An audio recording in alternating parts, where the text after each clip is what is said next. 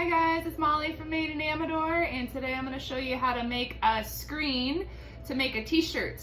So these are DIY type screens, nothing like our locals, Eric Peterson or Creations Inc. with their professional screen printing action. Not like that. This is something that you can do at home, just using your Cricut maker or any kind of stencil you can make. For up to like 10 shirts at a time, and it's kind of one-time use and then you start over.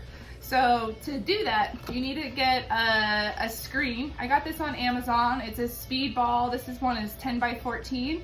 It's got this mesh material in there that you can replace once it gets too much paint on it. You need some painter's tape, you need to weed your design, and then you need a squeegee. So I got this also on Amazon. It's not speedball, but they make them too. And then you just get some ink. This is white. You can get it in little tubes. You can get any color you want. So you start off with a design, and I use my Cricut maker to do my logo, and it cuts it out in a sheet of vinyl, and then you weed the design using this, and that means you're taking out the letters to kind of create a stencil. If you've ever worked with Cricut, you can upload lots of things, and you're basically just using the little sticky thing to pull out all the letters. And you're being careful to leave the centers of the A's and the O's, etc. in there.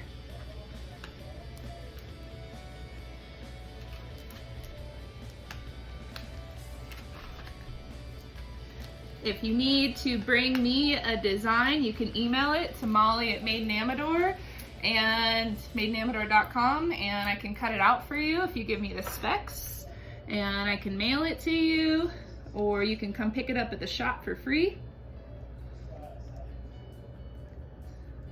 So you can do like your logo or your name or your kid's name or your soccer team or your high school team, any of that. Okay, so I've pulled out all the stickers for all these little letters, and now you're going to apply transfer tape. I think this is also called contact paper.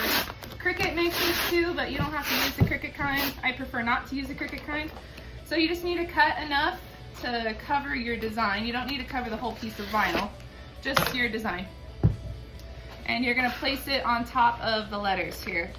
I just kind of fold this in half and fold down, and then use your squeegee to flatten it out really nice. No bumps, and make sure that the whole design is applied to your transfer tape. Okay? So then I'm going to take the backing off of the design. So I'm going to take the back part of the sticker, if you will, off. Really easily. Okay, so I just kind of start one of the corners, and then I just kind of pull it down, and I do this kind of really slowly because you want everything to stick to the transfer tape. You don't want anything to come up on the blue sticker backing. So go really slow. Have this nearby. You can also use like an X-Acto knife or something similar to this. Anything that's like a hook will do. But if anything sticks to the blue, you can use this to help you along the way. More intricate designs are more difficult. My logo is fairly easy, so I'm doing it all right. So now you basically have a sticker, and lay your screen in front of you.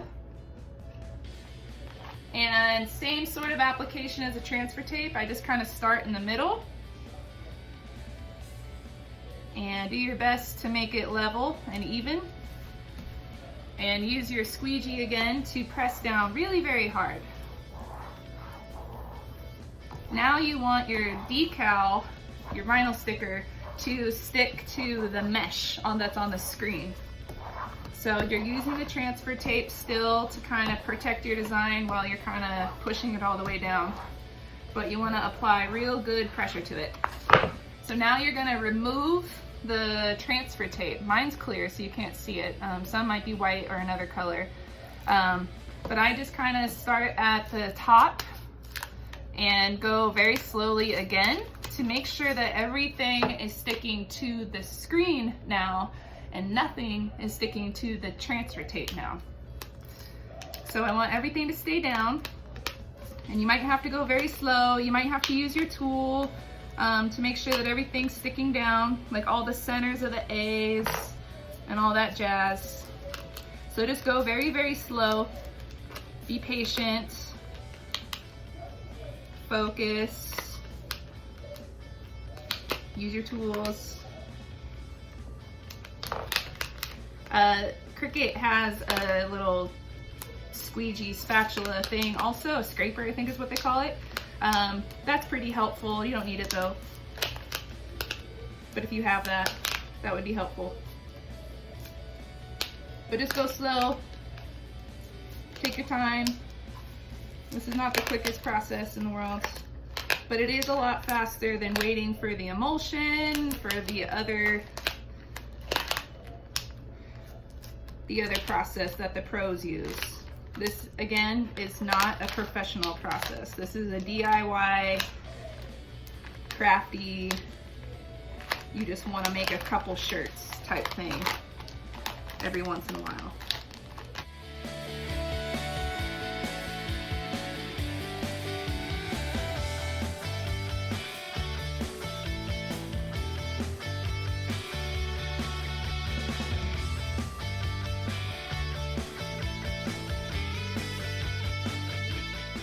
I made it.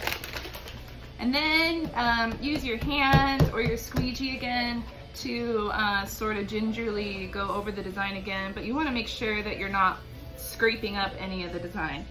But you just want to get rid of any pockets, no bumps, nothing lifting up, because the paint will bleed through anything that's lifting up. So you want to make sure that everything's nice and tight. Use your tool again if you need to make any adjustments, though you're kind of done making adjustments at this point. You really can't do much now that it's sticking down. So there's a gap along all the sides. If you don't tape it up, paint will go through. So we are just going to line it with painter's tape.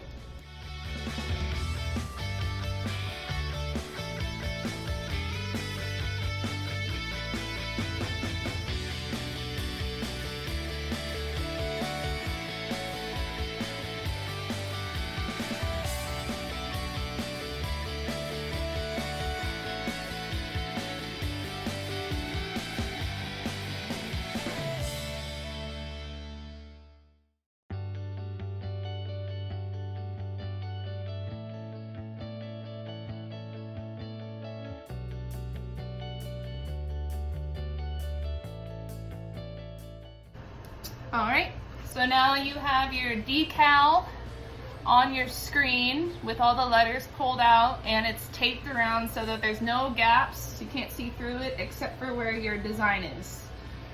So the next part is the screening part.